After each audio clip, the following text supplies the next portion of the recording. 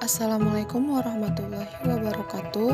Perkenalkan, nama saya Hairunisa Dalimunte dengan NPM 22010101040. Di sini saya akan membahas materi mengenai fonologi untuk memenuhi mata kuliah linguistik umum yang diampu oleh Ibu Lili Herawati Parapat, MPD.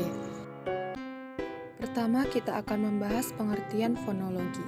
Menurut Hair, fonologi adalah bidang linguistik yang mempelajari dan menganalisis serta membicarakan bunyi-bunyi bahasa. Hakikat fonologi. Dalam arti yang luas, fonologi mempelajari bagaimana bunyi-bunyi bahasa itu dihasilkan oleh alat ucap manusia dan bagaimana sesungguhnya bunyi-bunyi bahasa itu mempunyai fungsi dalam suatu bahasa. Objek kajian fonologi terdiri atas fonetik dan fonemik, di mana fonetik ini dibedakan menjadi 3 macam, yaitu fonetik fisiologis atau artikulatoris, fonetik akustis, dan fonetik auditoris. Sedangkan fonemik dibedakan atas fonem vokal dan fonem konsonan. Di sini kita akan membahas tentang fonetik. Fonetik adalah studi tentang bunyi-bunyi ujar, di mana fonetik berhubungan dengan pemberian bunyi-bunyi ujaran yang terjadi dalam suatu bahasa. Diu dan Jensen dalam Muslih membagi bidang kajian fonetik menjadi 3 macam, yaitu sebagai berikut. Yang pertama, fonetik fisiologis atau artikulatoris, di mana fonetik fisiologis ini mempelajari mekanisme alat-alat bicara manusia bekerja dalam menghasilkan bunyi bahasa. Yang kedua, fonetik akustis, di mana fonetik akustis ini mempelajari struktur fisik bunyi-bunyi bahasa serta cara alat pendengar manusia memberikan reaksi kepada bunyi bahasa yang diterima.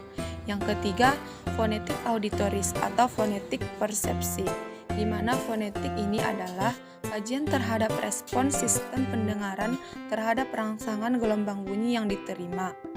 Untuk objek kajian fonologi yang kedua adalah fonemik. Fonemik adalah kajian atau analisis bunyi bahasa dengan memperhatikan statusnya sebagai pembeda makna. Fonemik ini mengkaji sistem fonem atau bunyi-bunyi dari sebuah bahasa. Untuk menggambarkan bunyi-bunyi itu, digunakan tanda khusus yang menandai sebuah font. Font dalam satuan bahasa berfungsi membedakan makna yang disebut dengan fonem.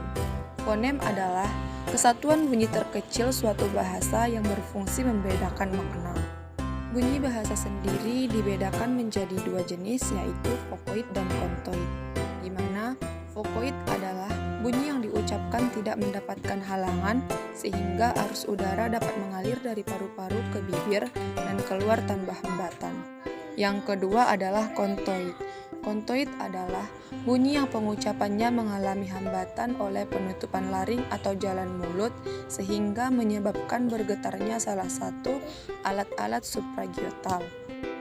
Dalam fonologi, kita juga mempelajari silaba atau suku kata, di mana silaba atau suku kata adalah satuan ritmis terkecil dari hasil bunyi-bunyi bahasa dalam arus udara.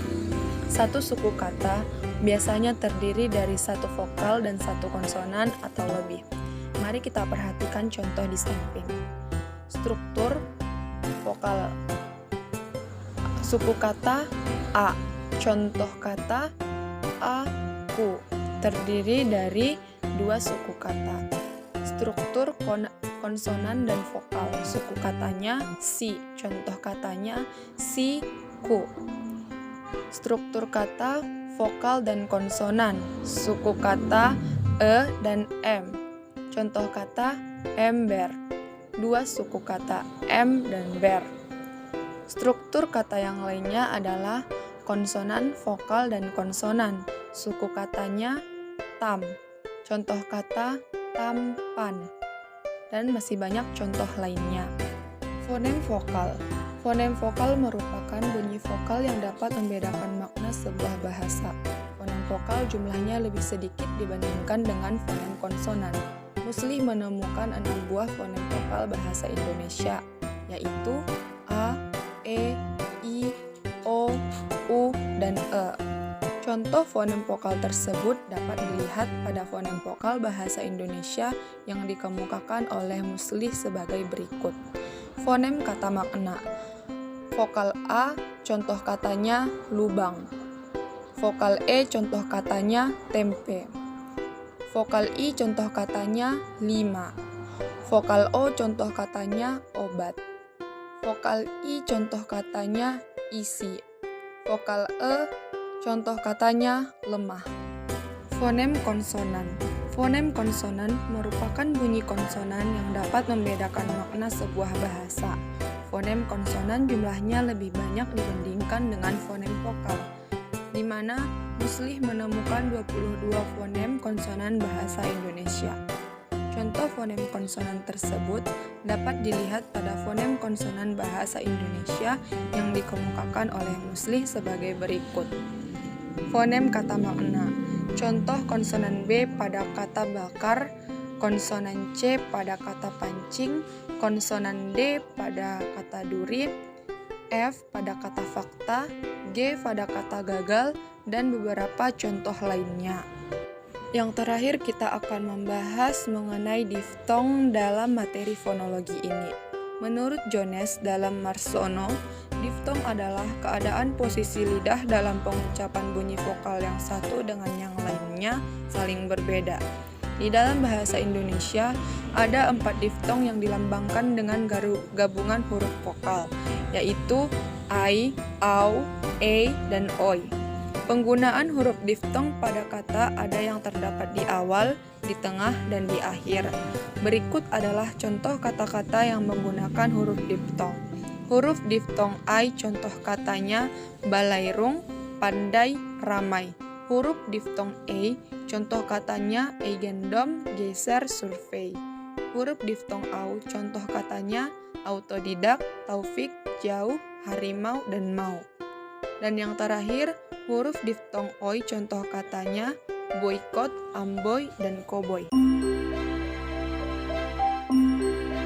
Mungkin cukup sekian materi yang dapat saya sampaikan. Kurang dan lebihnya saya mohon maaf. Wassalamualaikum warahmatullahi wabarakatuh.